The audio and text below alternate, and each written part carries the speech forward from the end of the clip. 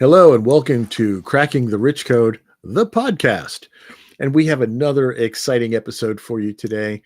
My guest today is very, very special. I know I say that all the time, but she's really special. You're going to love her.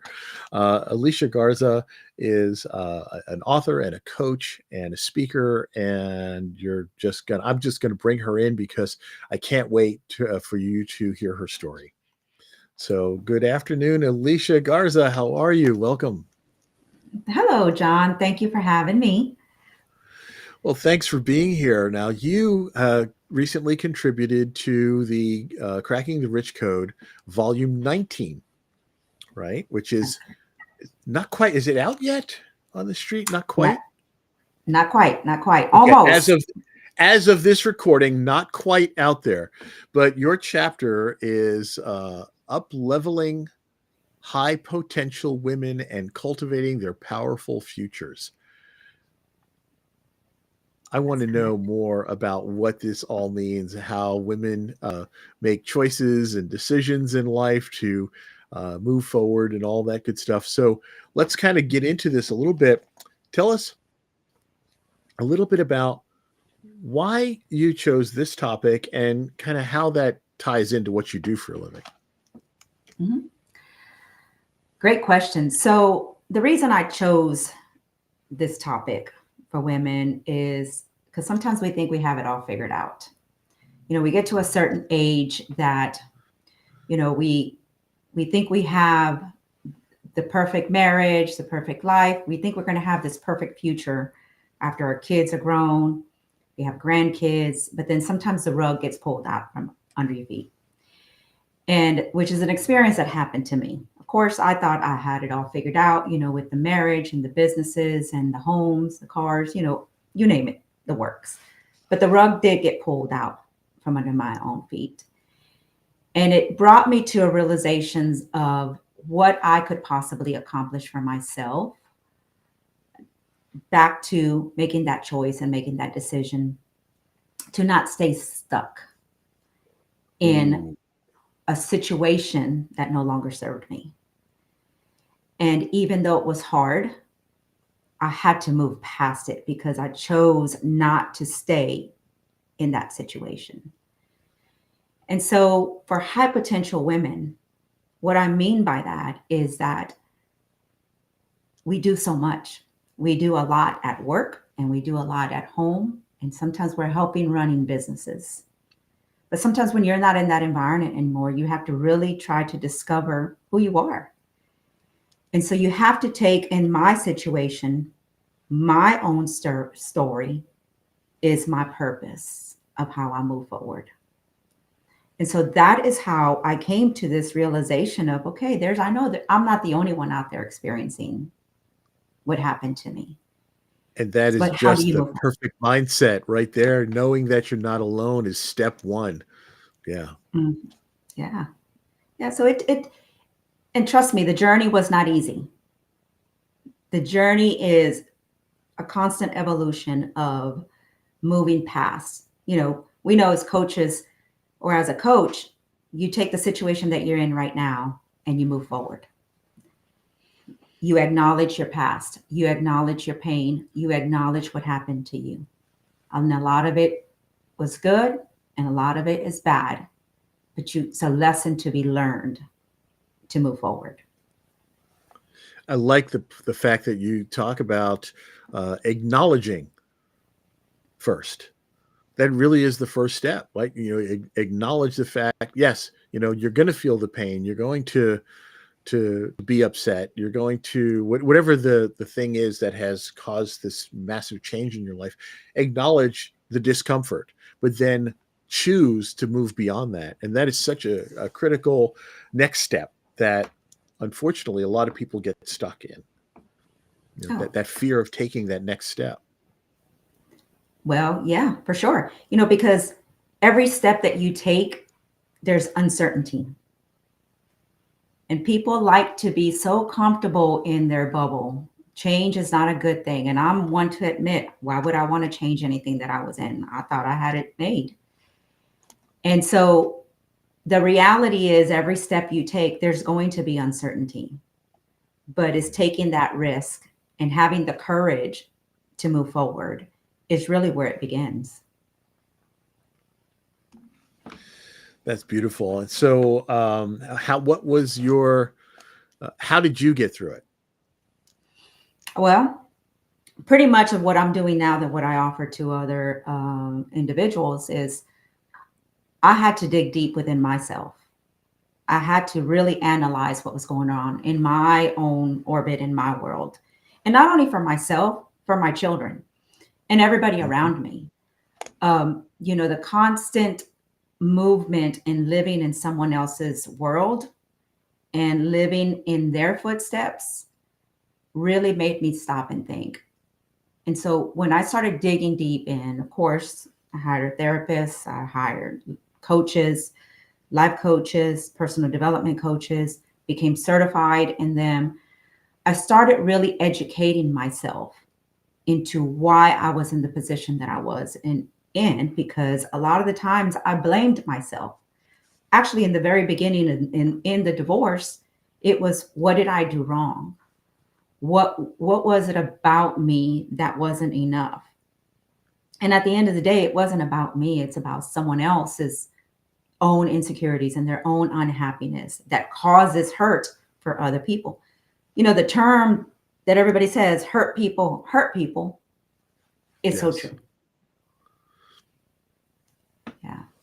So so that was the beginning of my journey. And the more that I kept digging and digging into myself, the more I became more confident to move forward because I knew I had that potential. I knew I had to go back to my core values and figure out exactly who I was in order to move forward. And the thing is, too, in that self discovery, is you have to also learn to like who you are, and then work to get the best out of you. Mhm. Isn't that so true? Oh, absolutely. That was probably one of my therapy and coaching sessions. Your heart is so full sometimes, and sometimes it gets validated by external items or external things. Um, you become so infatuated with what you have and what you're doing and what you're accomplishing, but sometimes Right. you're still empty. You're still empty on the inside. And when you're empty on the inside, you're constantly looking for that validation, whether it's in business, whether it's in another person, whether it's in another vehicle, whatever it is. The external validations don't fill the heart. And so I had to learn, even though I respected myself to an extent, I wasn't respecting my own heart and I didn't love me. So that was the beginning of my journey, is beginning to learn to love myself. That said, okay, I have to love me in order for somebody else to love me in my true authentic self. And that is where my journey began. And that is quite a journey. Now you have taken what you've learned and now put that as a speaker and a coach and an author, a very prolific one all around too, reaching out and trying to help other people to get through a similar journey, right? Help them to overcome what they're dealing with, whatever that is. And that's the name of your business is Ascend 360. That's correct. So let's talk just a little bit about like how to where that came from, and I think it's kind of Uh, obvious, but let's talk a little bit about that. About what was behind the coming up with that title. when I thought about the title, I wasn't sure, because when you have a business and once you register it and you go through the whole 9 yards of going through that pain, you have to really think about it because you can either go with it or remove it, and it's just a lot of work. But when I thought about it, I said, what did I do? What did I do from my dark moment? Well, I ascended. I ascended to move forward. I ascended to a better life for me. I ascended into a different world than what I knew. And so I had to really think about it because I want people to understand that you can also ascend. You can also move forward. You don't have to stay stuck. And so I felt like having that name as part of my business would hopefully show people that this is what it means. I love it. And the 360, I guess, is kind of your whole self. Your whole self, your whole, your 360 is it's not just one thing that's going to move you forward. It's going to take a lot of things. And it's going to take your own personal growth and your own reflections. A lot of people will work on their external body, they will work on their health and fitness, but they never work on the inside. So it takes, yes, you have to work out and you have to take care of your body, but you also have to take care of the inside. And so that's where your personal development comes. You also have to work Right. on your spiritual growth. I'm a spiritual person. Yes, I do make mistakes. God knows them, and that's a conversation between He and I that we have on a daily. But I know that spiritual growth is part of the encompass of 360. And of course, a lot of times when women end up finding themselves single after being married for so long, your financial wellness is very important because you've relied on so much having a joint bank account, Right. joint, possessions and joint everything. And so now when you're by yourself, you're like, oh, wait, now what am I going to do? And so it encompasses, your 360. It's not just about fixing the outside. It's not just about moving forward. It's about everything that it takes. So it's a well-rounded, it's not just one thing. It's a well-rounded individual compasses of topics that you have to work through. Yeah, and good reminders too, because each one of those things, in and of itself, can have a devastating impact. And working on one thing or another is great, but you have to keep those other things in mind, especially when you talk about the financial side. So many people forget about that.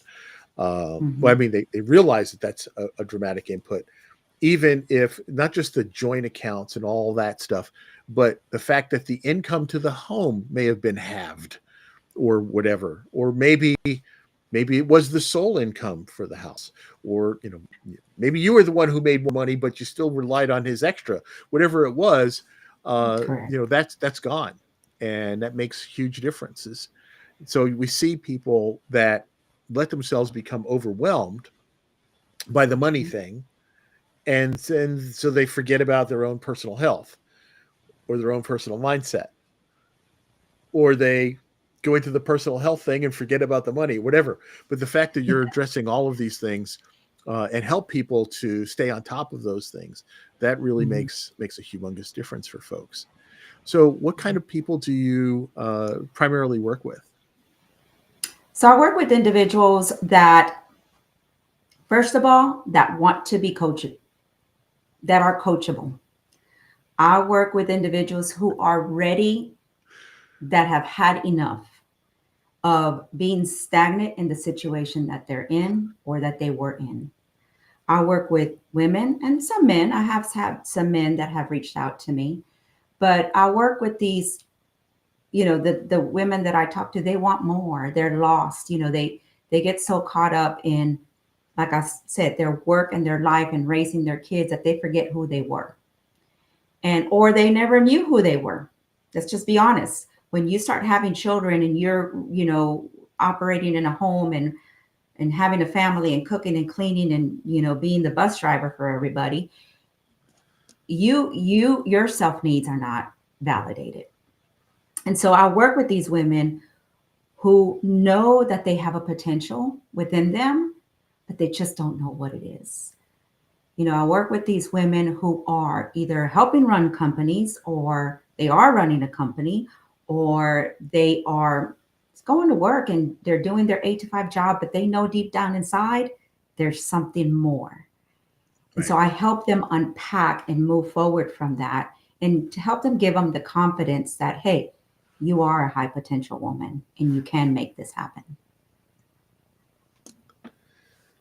That's great. We are, if you're just tuning in, we are speaking with Alicia Garza, who has written a chapter in Cracking the Rich Code, Volume 19, and is a coach, particularly focusing on people who are stuck, especially after some sort of major transition in their life, and just trying to find ways to move forward.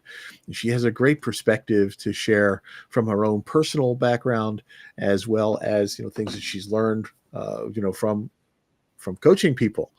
And so we're having. If you have not caught the first half of this, go back and watch the first half of this, because you don't want to miss a word out of Alicia Garza's mouth. She's really, really brilliant, and inspiring about what what transitions happen within us, and the things that we need to do to move forward, to get unstuck. Now, your chapter, first of all, when Jim Britt reached out, or somebody on his team reached out to you and said, be part of this Cracking the Rich Code book, what was your first reaction, your first thought there? You really want to know? Let's see. My first reaction was, is this real? What can I believe? Because we all know that once you start putting yourself out there, oh my God, the amount of people that are reaching out to you for the next best Everybody thing. wants to sell you something. Everybody does. And Here's a so system. Yeah. here's a system. It's going to work. You do this. You got, you pay this, whatever. We're going to And scale so your business. they're going to scale your business. Oh, you have a book. You know the drill.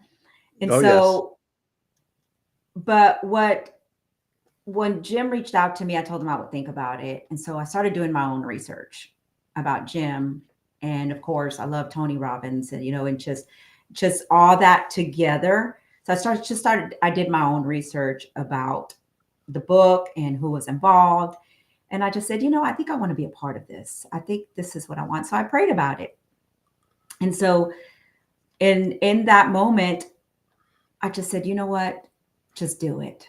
Just go, just do this one.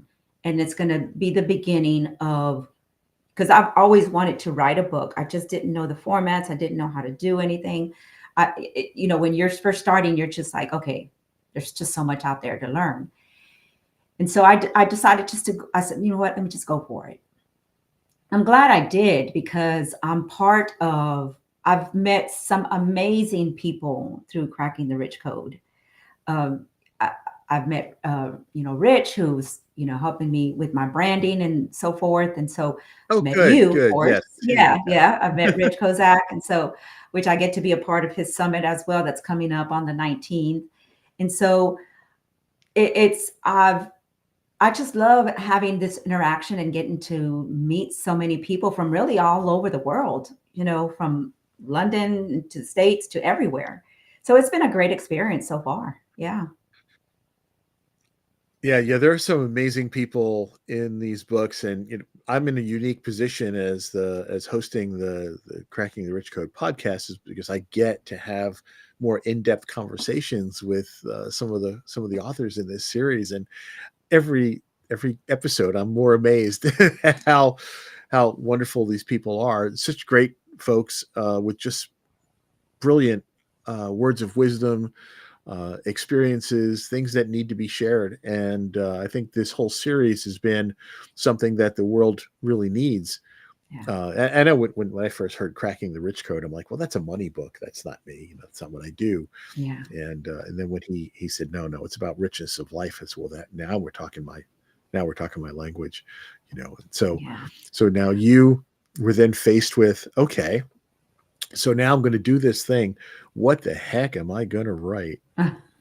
Yeah. Yes, because Or did you immediately know what your chapter was going to be? I had an idea, but I wasn't sure of how I was going to put it together. And so, of course, I believe we've talked about this in one of our meetings, is everybody has that notebook or a couple of notebooks that you're jotting down all these ideas, and and you're flipping through the pages, and every time you meet with somebody, you're writing down the notes and so forth. So I have one of those on my computer and on my desk. I have notes. I have the little sticky notes everywhere, Everywhere. Yes. everywhere. And so I when I thought about what I really wanted to put in here, what was going to be my introductory in a book that's going to go into another part of a book, I said, I want to talk about up leveling high potential women, up leveling where they want to be in the future, to cultivate what they really want, cultivate from their soils, cultivate from what they know from their past. Because I can tell you this, my core values really came into play during my own coaching. I had to really dig deep from my past, from my father, and what I had been raised to think and believe in order for me to be where I'm at right now. So when I talk about when your past can serve you well, whether it was good or bad, is being grateful for both of those things. And so, yes, what happened to me was not fun. I was very hurt. My children were hurt. A lot of people were hurt in the process of it. At the end of the day, it was a good thing because it helped me really dig deep from my core values from my past to move forward and cultivate my own soil. And so I said, that is what this chapter needs to be about, moving forward. Absolutely. And I can't wait to read it. Well, thank you. And I that should be just, coming out, I think in January. Is that when 19 is coming out, or is it sooner?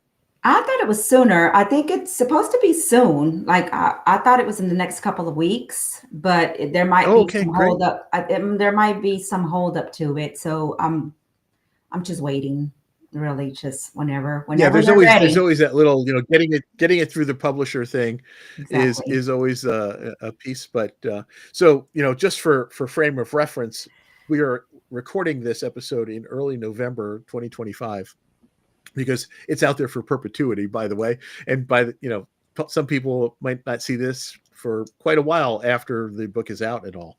Right. But we're doing this kind of before the book gets out there to give people just a little bit of preview of the kind of wisdom they're going to get by picking up this volume 19 and reading your chapter.